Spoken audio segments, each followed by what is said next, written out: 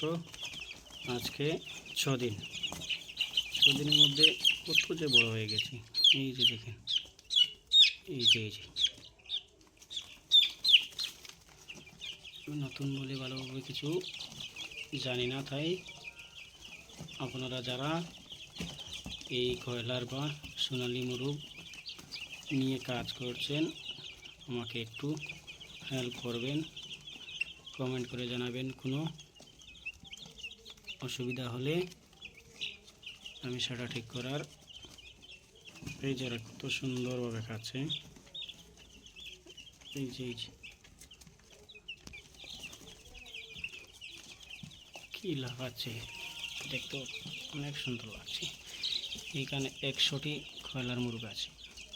100টির মধ্যে 50টি হচ্ছে সোনালী এবং 50টি হচ্ছে কয়লার।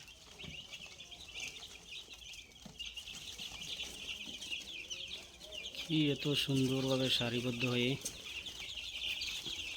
ওরা চলছে। এই যে আমি আপনাদেরকে জায়গাটা দেখিনি, তো বড় করে আমি জায়গা দিয়েছি।